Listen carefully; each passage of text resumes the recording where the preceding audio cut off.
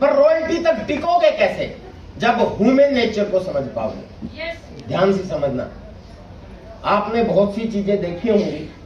अगर कोई व्यक्ति का जॉब ऐसा है कि उनको क्रोकोडाइल के साथ काम करना है जू के अंदर, तो उसको क्रोकोडाइल का नेचर समझना पड़ता है। ये सुनो, कोई रेप्टाइल के साथ काम करना चाहता है, सांप बिच्छू के साथ, तो उनका नेचर समझना पड़ता है। ये सुनो, कोई हाथियों के साथ काम करता है तो हाथियों को समझना पड़ेगा, तभी नहीं तो वो उठा के पटक देंगे उसको। यस, तो हमें इंसानों के साथ काम करना है यार। तो क्या हमें इंसानों का स्वभाव नहीं समझना चाहिए? यस, इंसानों का स्वभाव है ना करना।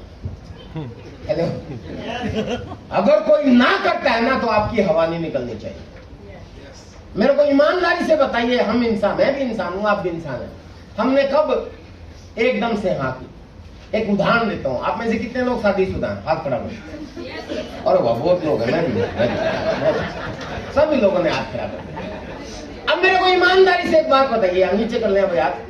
अब मैं उन लोगों का हाथ खड़ा करवाना चाहता हूं जिनके सामने पहली बार शादी का प्लान दिखाया गया। बोल दिया।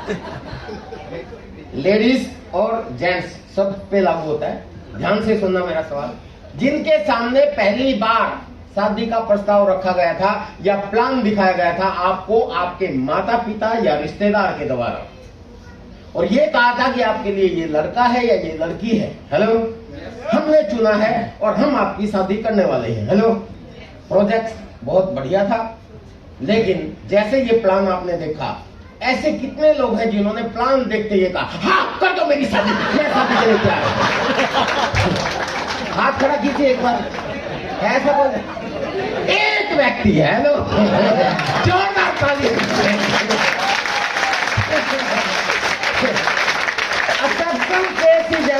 हेलो, एक व्यक्ति हमारे बीच में है, यानी कि लगभग 400-500 लोगों में से एक व्यक्ति ऐसा मिला जो इसने प्लान देखते ही कहा यस। इसका मतलब 500 लोगों को प्लान दिखाओगे तो एक तो मिल ही जाएगा।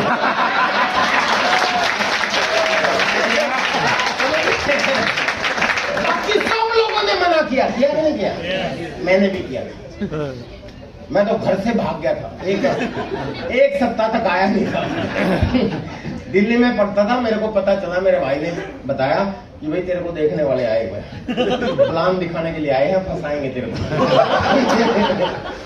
और मैं क्या हुआ, मैं पहुंचा ही नहीं। गोहाना का हूं मैं, गोहाना में मेरे चाचा जी दादाजी वगैरह रहते हैं, दोस्त हैं, वहीं रह गया, चीन गया ही नहीं मैं। हेलो, वहीं से वापस आ गया। लेकिन मेरे ससुर जी भी ससुर जी थे। हेलो, उनको पता था कि सैटरडे संडे को आता है, अगले संडे फिर आ गई, पूरी फील्डिंग लगा दी एक अच्छे डायरेक्ट सेलर की तरह। हेलो, फिर धर पकड़ा मेरे को, फिर प्लान दिखा दिया मेरे को पूरा। फिर मैं ऊपर बैठे थे कमरे में, मैं मेरे ससुर जी के पास गया, मैंने कहा सर ऐसा है, मेरे को ये प्लान पसंद नहीं आया, मैं शादी नहीं करने वाला। तो उन्होंने कहा भी अपने माँ बाप को समझाओ ये बात। नहीं, तो कुल मिला के आखिर में काम हो गया मेरा। तो ये ऐसा नहीं कि मेरी स्टोरी है, सबकी स्टोरी है, सब लोगों का। यानी कि इसका मतलब यह है कि इंसान स्टार्टिंग में हर चीज को मना करते हैं। हेलो, इसीलिए वो गाना पॉपुलर हो गया जो आपने सुना होगा, ना करते प्यार तुम्हीं से कर बैठे। इंसान बोलना भी ना सीखता है पहले, है ना? हाँ, कोई नहीं सीखता, ना ना ना ना करता है। आपको पता है, देखिए अभी कुछ समय पहले 15 अगस्त 1947 का दिन हमने सेलिब्रेट किया। क्यों किया? देश आजाद हुआ था यार, मैंने भूल गया क्या?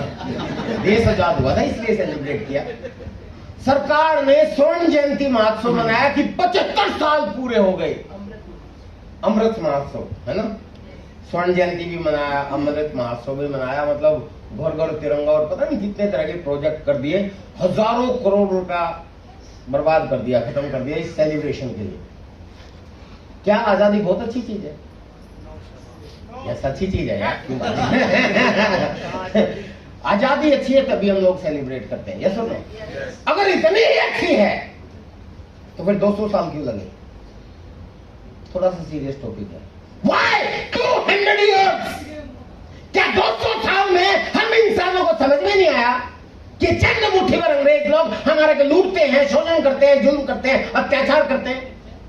हेलो, 200 साल सर वाई, लेकिन आया। और पता क्या है, आया जिन लोगों की समझ में आया। एक ह्यूमन नेचर और बताता हूं आपको। इंसानों की आदत है, इंसानों को बड़ी बड़ी बात और अच्छी बात एकदम से कभी भी समझ में नहीं आती। हमेशा कुछ लोगों को समझ में आती है, और वो कुछ लोग बहुत ज्यादा लोगों को समझाते हैं। बहुत ज्यादा लोगों को समझ में नहीं आती, इतने को आती है। और इतने लोग मिलकर इतने को समझाते हैं, इतने को समझ में नहीं आएगी, इतने को आएगी। और इतने लोग मिलकर इतने को समझाएंगे, इतने को समझ में नहीं आएगी, इतने को आएगी। और इतने लोग मिलकर इतने को समझाएंगे, इतने को समझ में नहीं आएगी, इतने को आएगी। It's called law of average. इसको औसत का सिद्धांत बोलते हैं। समझ गए? देश की राजनीतिक आजादी की बात भी कुछ लोगों को समझ में आई थी, और वो भी आपकी तरह और हमारी तरह लोगों के घर घर जाके प्लान दिखाते थे। इसी तरह से प्लान दिखाते थे जैसे उन सर ने आपको आरसीएम का प्लान दिखाया। वो भी कहते थे कि ये चंद मुट्ठी भर बिचौलिया, मतलब सॉरी बिचौलिया नहीं, अंग्रेज लोग, हेलो, हमारे का शोषण करते हैं, जुल्म करते हैं, अत्याचार करते हैं। आओ हमारे एक प्लान को ज्वाइन करो, हमारे को संगठित करो, हम मजबूत बनेंगे। आप हमारा संगठन ज्वाइन करो और हम इस देश को राजनीतिक आजादी दिलाएंगे।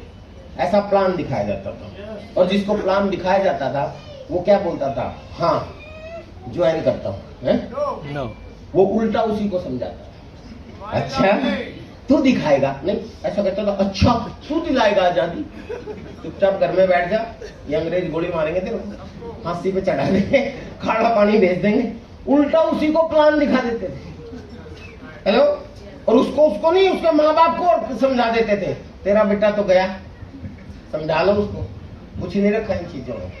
और ऐसा ही आरसीएम के साथ होता है, ये समझ। लेकिन याद रखें, इंसानों के लिए एक बात सच है कि इंसानों को हमेशा, इंसानों ने हर नई चीज का विरोध किया है, पर इतिहास गवाह है विरोध कभी भी नहीं जीता, हमेशा परिवर्तन ही जीतता है। आरसीएम का जो सिस्टम है, व्हाट इज आरसीएम? आरसीएम की फुल फॉर्म है राइट कंसेप्ट ऑफ मार्केटिंग, खरीदारी करने का सही तरीका। क्या है? इट्स अ चेंज, बदलाव है। किस चीज में? खरीदारी करने के तरीके में बदलाव, यही तो है। और बदलाव इस सृष्टि का नियम है। बहुत पहले खरीदारी का तरीका होता था, सामान के बदले में सामान लिया जाता था। किसी जमाने में ऐसा ही होता था। उस जमाने में ये नोट नहीं होते थे, करेंसी नहीं होती थी। मैं गेहूं उगाता हूं, ये चावल उगाते हैं, मुझे चावल चाहिए, मैं गेहूं देता था, चावल ले लेता था। हेलो, कोई आदमी कपड़ा बनाता था, कोई आदमी फर्नीचर बनाता था, किसी को फर्नीचर चाहिए था, कपड़ा देता था, फर्नीचर ले दो। इसको बोलते थे वस्तु विनिमय प्रणाली। तो बहुत पहले की बात। धीरे धीरे धीरे धीरे ये बाजार आगे बढ़ा। तो फिर इतिहास है, वैसे ज्यादा डिटेल में नहीं बताऊंगा। उसके बाद ये हुआ कि यार हर चीज को, कुछ लोगों को समझ में आया हर चीज को हर चीज के बदले में कैसे बदल सकते हैं। हर चीज की वैल्यू अलग अलग है। हेलो, तो वैल्यू बेस्ड चीज करने के लिए करेंसी नाम की चीज शुरुआई गई। पर करेंसी को लोग एक्सेप्ट नहीं करते थे, क्योंकि पहले तो ना ही करेंगे सब लोग। हेलो, नहीं, अगर कोई आदमी करेंसी लेके जाता था, उसको कहता था कि ये लो जी, इसके बदले में ये दे दो। ना ना, ये नहीं चलेगी, सामान दो। इस करेंसी को पॉपुलर करने के लिए सोने चांदी के सिक्के बनाए गए। पता ना आप लोगों को? वो अपने आप में कीमती चीज होती थी, तो इसलिए धीरे धीरे प्रचलन में आ गई। उसके बाद आज पूरे वर्ल्ड की करेंसी कागज के ऊपर है। हेलो, कागज क्या रेट है? कितने रुपए किलो होता है? में तो 8 रुपए किलो जा रहा है। अगर मेरे हाथ में 500 का नोट हो तो कितने किलो का होगा? समझ गए? यानी आज पूरे वर्ल्ड की करेंसी कागज के ऊपर है। और आज अगर कोई सामान के बदले में सामान लेना चाहे, हो जाएगा क्या? आपके घर पे टमाटर बचे हुए हैं, सब्जी वाला आ जाए, वो कह रहा हो आलू ले लो, प्याज ले लो, और आप टमाटर लेके जाओ, ले लो टमाटर ले लो, प्याज ले देगा? नहीं, करेंसी चाहिए। तो परिवर्तन हुआ ना। जब ये करेंसी आई ना सर, तो उस समय WCM का जन्म हुआ, जो आपको प्लान में दिखाया गया था। दिखाया हुआ ना सर? WCM का मतलब है रॉन्ग कॉन्सेप्ट ऑफ मार्केटिंग, खरीदारी का गलत तरीका। इसको ध्यान से समझना सर। मैन्युफैक्चर से लेके हम कंज्यूमर तक कुछ मिडलमैन पैदा हो गए, बिचौलिए पैदा हो गए। इसको हम लोग WCM बोलते हैं, रॉन्ग कॉन्सेप्ट ऑफ मार्केटिंग, खरीदारी का गलत तरीका। और ये तरीका जब चला तो बहुत सी समस्याएं उत्पन्न हुई, और ये समस्याएं कुछ लोगों की समझ में आई, ये गलत है। जैसे पहले वस्तु विनिमय प्रणाली समझ में नहीं आती थी, ऐसे ही ये WCM भी कुछ लोगों को समझ में आया कि ये गलत है, क्योंकि कोई भी चीज यहां से चलती है यहां तक पहुंचती है तो पहली बात तो 50% एक्स्ट्रा बढ़ जाती है। यस, और सबसे बड़ी समस्या जो है वो ये है कि चंद मुट्ठी भर बिचौलिए लोग डुप्लीकेट क्रिएट करके सप्लाई करते हैं, क्योंकि सबका अधिकतम मुनाफा कमाना ही उद्देश्य होता है। यस, जिसकी वजह से ये जो एंड कस्टमर है इसके घर में डुप्लीकेट प्रोडक्ट आता है, और प्रोडक्ट अगर 10 रुपए का चलता है तो कम से कम 20 का यहाँ पे पहुंचता है, यानी 20 रुपए देने के बाद भी डुप्लीकेट प्रोडक्ट। तो ये चीज कुछ लोगों को समझ में आई कि इसको चेंज किया जाए और मिडल मैन को हटा के डायरेक्ट प्रोडक्ट देने का सिस्टम चलाया गया। इसको बोलते हैं RCM, right concept of marketing, खरीदारी का सिस्टम। आज आपके सामने एक कॉन्सेप्ट है और इस कॉन्सेप्ट को हम लोगों के सामने लेके जाते हैं।